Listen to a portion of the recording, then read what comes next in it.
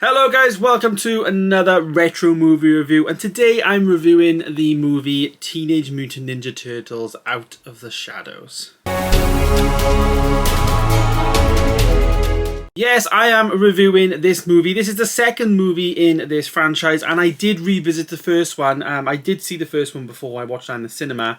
The second one, I've never seen, so this was a first time watch for me. And if you did watch that review, you know that I kind of didn't really rate the first one, and this one was exactly the same, really. Although I will say I did prefer this one to the first one. It's still the same. It's still, I find them unprofessional, these films. I don't know what it is. It's just something about them where it just seems to be made by, I just feel like it's made by like 5 different directors. Like, you've got like loads of different dimensions, and it's almost like each different storyline. You got a bit with Shredder, like what's going on with him, and then the guys who broke out of prison, and then you've got the Turtles themselves, and then April and all that. They all seem like separate things. And what I find mad about these films is when you watch one scene and then you go to another scene, it just feels totally different. It just feels like a totally different scene. Like, you know, like I said, done by a different director. Like, each director's got their own different things. It just doesn't feel the same.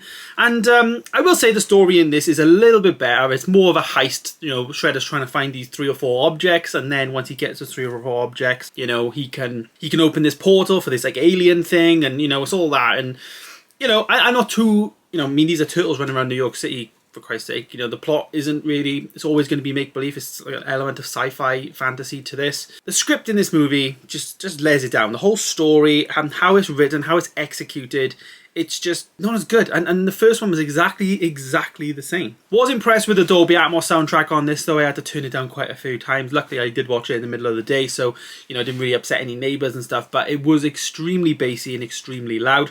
I did criticise the soundtrack in the first movie, and in this movie, I kind of did as well. Like, it was kind of repetitive, but it didn't seem as repetitive and as annoying as the first one was. But it wasn't as bad. I will say the airplane scene was fantastic. Like, they jumped out the airplane. That was obviously all going to be CGI, but it was done really, really well. You can tell they probably spent a lot of time doing that in this movie. And I didn't see the trailer to this, but I'm sure that would have been like one of the biggest things on the trailer for this film.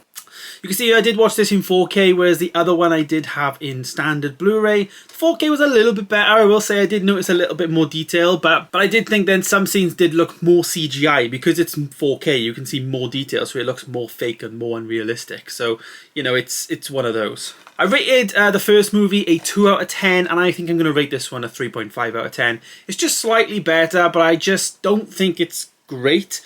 Would I watch them again? No, maybe not. And yeah, it's a real shame, really, because I remember the first one, I thinking it was really, really good in the cinema. I really enjoyed it, and then it shocked me. If you haven't watched that video, please go back and check it out, because it turned into a bit of a rant review. But yeah, watching these 2 films now, it just doesn't hold up for me. They were from 2014 and 2016.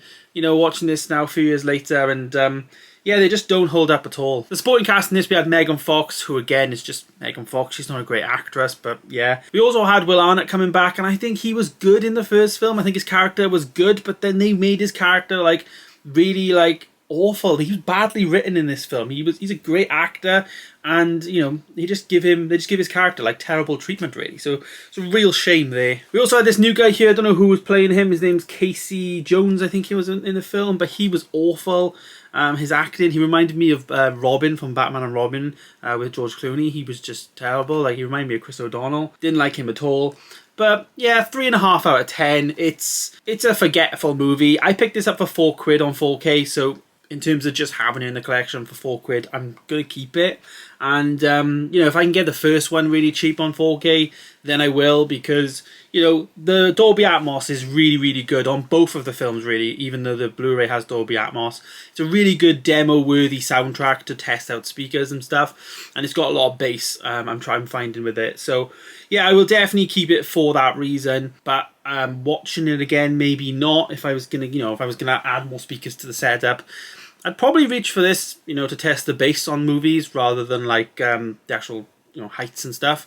It was really good bass on this, and yeah, it's just a shame, but for £4, if you're looking for something to test out your speakers, pick it up. So there it is. There is my retro movie review of Teenage Mutant Ninja Turtles Out of the Shadows. Have you seen these movies? Do you like them? Let me know your thoughts down below, and if you haven't, please go back and watch my revisited of the first movie in this franchise, and you can see my thoughts there. Thanks so guys, stay tuned for more videos coming soon, and of course I'll see you in the next one. Goodbye.